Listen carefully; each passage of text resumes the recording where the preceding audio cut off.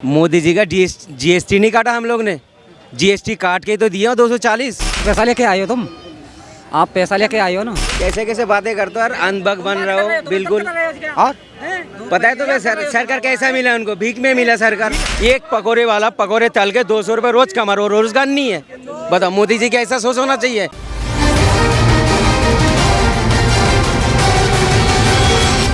पैसा लेके आए हो तुम, आप पैसा लेके आए हो ना।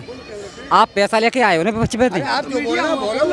वो मैं नहीं, तुम कह रहा 400 का नारा था, 241 आया। गलत है क्या ये? चल गलत नहीं है। सब कहते हैं कि हम ज्यादा आएंगे, कोई कहता है कि हम कम आएंगे। तो ये सारा टीवी पे सारा सबने दिखाया 400 पार और 240 है। इसको क्या मानते हो? एक भी चैनल क्यों नहीं दिखाया? 400 पार तो आया। तुम्हारा ठीक है, तुम्हारा ठीक है। मोदी जी का 400 पार आया है। मोदी जी का जीएसटी नहीं काटा हम लोग ने। जीएसटी काट के तो दिया 240। जीएसटी कौन काटेगा? इनको तो मोहब्बत से यही मिला है। 400 पार बोल रहे थे ना, 400 पार तो मिले। जीएसटी काटे हम लोग, फिर सरकार दिया उनको। फिर और क्या, ये उखाड़ने वाली सरकार है। हाँ, 6 महीने में उखाड़ने वाली है। इतनी दवा मत दो। 6 महीने में कोई नहीं हिला सकता, कोई सरकार नहीं हिला सकता। क्या विपक्ष एक हो गया? और मोदी जी पे कितने दल हैं? लंगड़ा सरकार है। अरे मोदी जी पे कितने दल हैं? कोई दल नहीं है। 240 अकेले की है उनकी। तो 240 पे सरकार बन नायडू जाएगी। जी अगर पैर खिसाल लिया ना 240 पे और सरकार नीतीश बन कुमार ने, जाएगी। यूं गिर जाएगा सरकार। मोदी जी ने खींच लाए तो मोदी जी के सरकार मोदी जी पे तो एक एमपी है। कैसे कैसे बातें करते हो और अनबग बन रहे हो बिल्कुल। और पता है तुम्हें सरकार कैसा मिला उनको? भीख में मिला सरकार। भीख में मिला। इतनी भीख मांगी बच्चे ने, कब भीख नहीं, एक बात सुनो। भीख भी नहीं पूरी। अभी क्या अमित शाह ने क्या बोला था? क्या बोला था? कसम खा के बोल रहा मर जाऊंगा तो कभी नीतीश कुमार को साथ में नहीं रखूंगा। आप कैसे रख लिया? कौन? फिर केजरीवाल ने क्या किया? कैसे कैसे बातें करते हो? केजरीवाल ने क्या किया? मैं बच्चों की कसम खाता हूँ। केजरीवाल की बात छोड़ो ना। क्यों छोड़ो? केजरीवाल का छोड़ो ना। तो केजरीवाल ने तो खाई थी कसम, राहुल ने तो ना खाई थी। राहुल ने खाई। देखिए, मेरा सवाल ये है कि जो मोदी जी बनारस से 3.5 लाख वोटों से जीते थे, इस बार 1.5 लाख वोटों से जीता, तो लोगों ने तो कहीं ना कहीं वो अपमानित महसूस कर रहे होंगे ना। मोदी जी जो है ना, हमेशा जो धर्म की राजनीति करा है, इसलिए हारे हैं। हमेशा मुसलमान को टारगेट बनाया हमेशा मोदी जी ने, हमेशा। वो तो कहते हैं सबका साथ, सबका विश्वास, सबका साथ। अभी जो हिंदू भाई ने हराया नहीं है, अयोध्या से कैसा फटकार भरा इनको। अब जो उनके जगह का भी नाम चेंज कर दी, हारने का बाद ही चेंज कर दी। वो अयोध्या नहीं है, वो कुछ और बता रहे थे। बताओ। नहीं तो मुझे आप बताओ कि अभी जो सरकार बनी है और जो विपक्ष बना है, तो बहुमत में कौन है? देखो, मोदी जी जो है, मोदी जी को जो बैठा है, अगर अच्छा सरकार चलाएगा।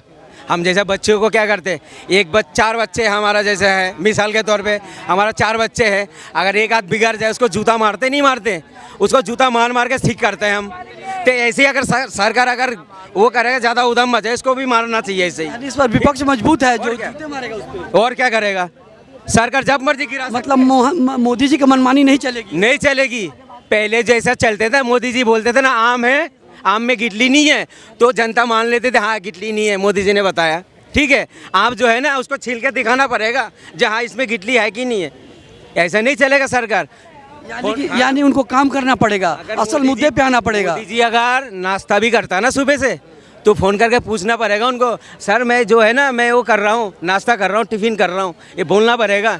इतनी भी इजाज़त नहीं देगा उनको।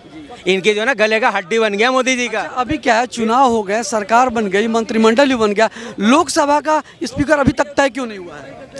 अभी हर चीज़ का टाइम देना पड़ता है। ठीक है, टाइम देगा। मैंने ये सुना है कि जो उनका चंद्रबाबू नायडू है, वो डिमांड कर रहा है कि नहीं, बीजेपी से नहीं, एनडीए का बनना चाहिए। अभी आपके क्या नाम है, बिहार का जो है नीतीश कुमार जी, नीतीश कुमार जो है, वो भी तो कह रहे थे जो हमारा बिहार को क्या करना है, विशेष राज्य का दर्जा। विशेष राज्य के दर्जा। भाई वो मांग इसलिए कर रहा है, वो बहुमत से ले आया सीट, इसलिए मांग कर रहा है। उनको मानना पड़ेगा।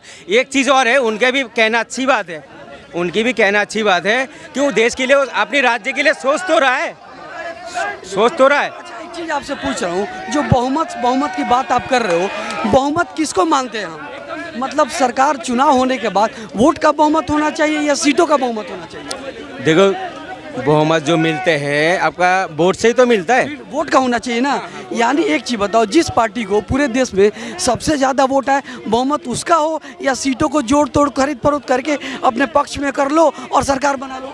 नहीं, उनके पास तो उतना सीट था नहीं है, इस वजह से तो गठबंधन किया, खरीद फरोख्त किया, सरकार बनाया, तो ये तो भ्रष्टाचार है ना। नहीं, ये तो उनको सहारा लेना पड़ेगा ना। ये तो भ्रष्टाचार हुआ ना, पैसे लेन देन करके सरकार बना रही है, ये तो अच्छी बात नहीं है। ये तो गरीबों के लिए, हितों के लिए ठीक नहीं है। सुनिए, मोदी जी जो है ना, मोदी जी को एक भी वोट मांगने की जरूरत नहीं पड़ता। क्यों? लोकतंत्र में तो बिना वोट के सरकार नहीं बननी चाहिए। उनकी जो छवि बना हुआ था वो अपने आप खुद खराब करे।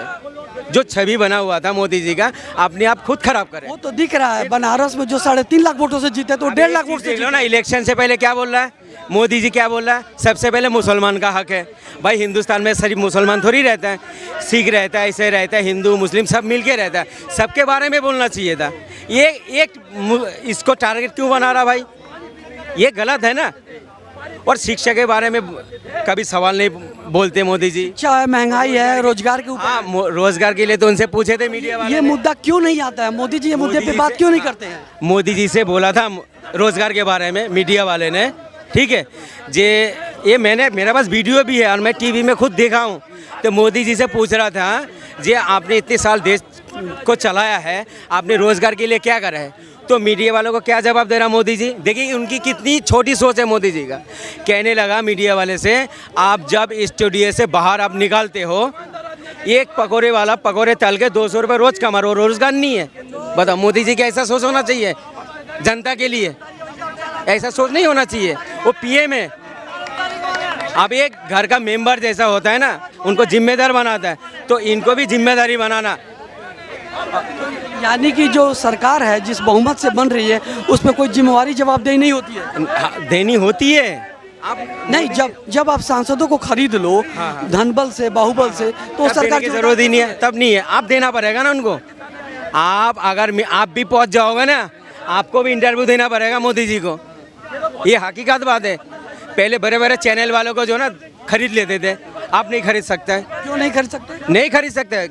लोकतंत्र सरकार बन गया है, कमजोर कर दिया है। और क्या।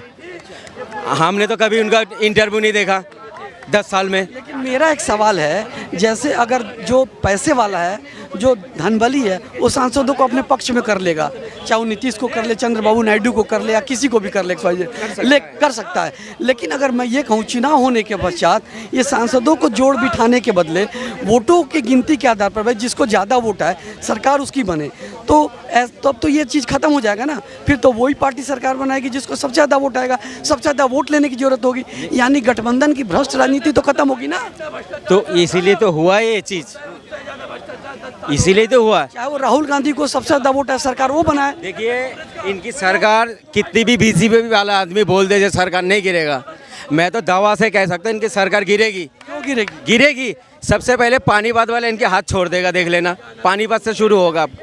ये मैं मीडिया में बोल रहा हूँ ना, ये चीज़ आप याद रखना। इनकी सरकार तो गिरेगी। जहाँ भी इसने डगमगाया कुछ, इनकी सरकार गिर जाएगी।